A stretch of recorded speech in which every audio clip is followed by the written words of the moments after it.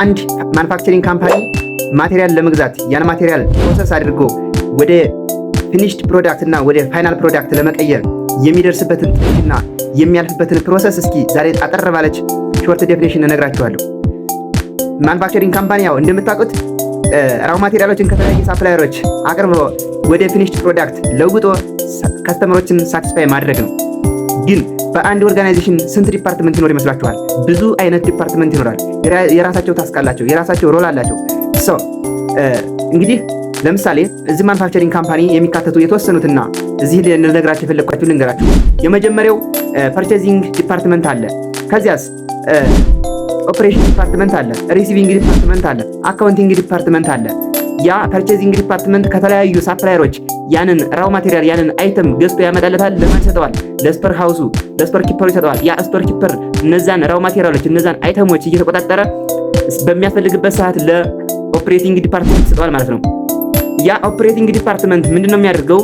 እነዛን ራው ማቴሪያሎችን ወደ ፊኒሽድ ፕሮዳክት መቀየር ነው ማለት ነው፣ ፋብሪካዎች ላይ ማለት ነው። አሁንም ሲያስፈልገው ስቶር ሃውሱን እንዲህ አይነት ፕሮዳክት ላክልኝ ይለዋል። ያ ስቶር ሃውስ ከሌለው ፐርቼዚንግ ዲፓርትመንቱን ገዝተህ አምጣ ይለዋል። ያ ፐርቼዚንግ ዲፓርትመንት ከተለያዩ ሳፕላየሮች ጋር ግንኙነት አድርጎ ገዝቶ ያስመጣል፣ ይልክለታል ማለት ነው። ሲመጡ ሪሲቪንግ ዲፓርትመንት አለ። ሪሲቪንግ ዲፓርትመንት ሪሲቭ ያደርግና ቼክ ያደርጋቸዋል። ምንድነው የመጣውን ቁጥሩንና ቼክ የሚያደርገውን ደግሞ አካውንቲንግ ዲፓርትመንት አለ። እሱን ቼክ ከተደረገ በኋላ ወደ ስቶር ሃውስ ይመለሳሉ።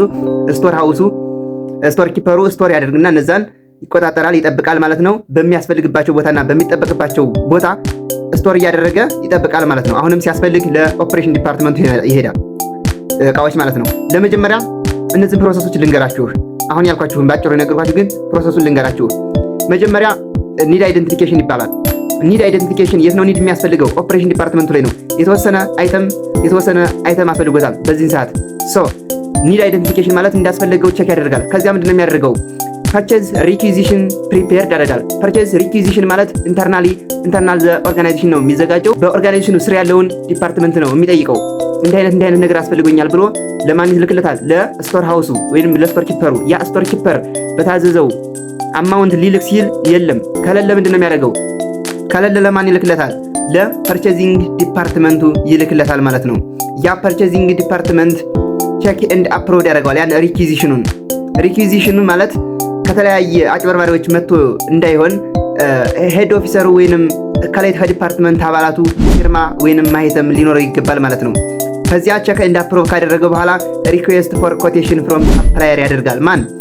ፐርቼዚንግ ዲፓርትመንቱ ሪኩዌስት ፎር ኮቴሽን ማለት ሳፕላየሮች ናቸው የሚሰጡት የነሱን ፕሮዳክት የነሱን አይተም በምን አይነት አይተም እንዳላቸው በምን አይነት ብር እንደሚሸጡ ምን አይነት ኳሊቲ እንዳለውና በምን አይነት በስንት ቀን ዴሊቨሪ አድርገው ማድረስ እንደሚችሉ ይልካል። ለተለያዩ ሳፕላየሮች ይልካል። ከዚያ ሳፕላየሮቻቸው ያንን ማል ዶክመንት ይመልሱለታል። እሱን ኮምፔር ኤንድ ኮንትራስት ያደርጋል። ኮምፔር ኤንድ ኮንትራስት ካደረገ በኋላ ምንድነው የሚያደርገው? ለሱ የሚመጥነውን ኢንተርምስ ኦፍ ኳሊቲ፣ ኢንተርምስ ኦፍ ፕራይስ፣ ኢንተርምስ ኦፍ ዴሊቨሪ ታይም ለሱ የሚመጥነውን አንዱን ሳፕላየር ይመርጣል። ከዚያ ምን ያደርጋል? ፐርቼዝ ኦርደር ያደርጋል። ፐርቼዝ ኦርደር ማለት ይህን አይነት አይተም ከዚህ አይነት አይተም ይህን አማውንት በዚህ ብር በዚህን ቀን አድርስልኝ ብሎ ኦርደር ያደርገዋል። ከዚያ ያ ሳፕላየር ምንድነው የሚያደርገው? በታዘዘው አማውንት በታዘዘው ቀን ኦርደር ያደረገለትን ማድረስ ነው።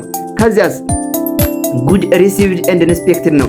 ጉዶች ደረሱ ምን ይደረጋሉ? ሪሲቪንግ ዲፓርትመንቱ ቼክ ያደርገዋል። የሚመጡትን ደግሞ የፈጁትን አጠቃላይ ኢንቨንተሪውን ብዛት አካውንቲንግ ዲፓርትመንቱ ሪከርድ ያደርጋል ማለት ነው። ከዚያ ኢንቮይስ ቼክ ያደርጋል። ኢንቮይስ ቼክ ያው እንደ አግሪመንቱ ይወሰናል። ያ ሳፕላየሩ ላክልኝ ብሬን ትክክለኛ አይተም ልኬልህ ከሆነና ቼክ አድርገው ትክክለኛ ከሆነ ብሬን ላክልኝ ብሎ ይልክለታል ማለት ነው። ኢንቮይስ ማለት እሱ ነው። ለምሳሌ የተበላሽ አይተም ልኮለት ከሆነ እንደ አግሪመንታቸው ሊመለስ ይችላል ወይንም በዲስካውንት ሊያስብለት ይችላል ማለት ነው የተበላሽ ነገር ካለ። ከዚያ ፔመንት ሜድ ይደረጋል። አሁን ያ እንትኑ የኛ ካምፓኒ የኛ ዲፓርትመንት ምን ይከፍላል? ፔመንት ይከፍላል ለሳፕላየሩ። ከዛስ ኢንቨንተሪ ሪከርድ ይደረጋል። የት ይገባሉ? ስቶር ሃውስ ላይ ይገባሉ። ከዚያ ስቶር ሃውስ ተገቡ በኋላ አሁንም ኦፕሬቲንግ ዲፓርትመንቱ እነዚህን አይተሞች ፋክተሪ ላይ እየወሰደ ፕሮሰስ ማድረግ ነው፣ ወደ ፊኒሽድ ፕሮዳክት መቀየር።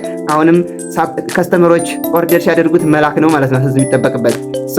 እንግዲህ አንድ ማኑፋክቸሪንግ ካምፓኒ የሚሰራቸው ስራዎች እኒህን ይመስላሉ።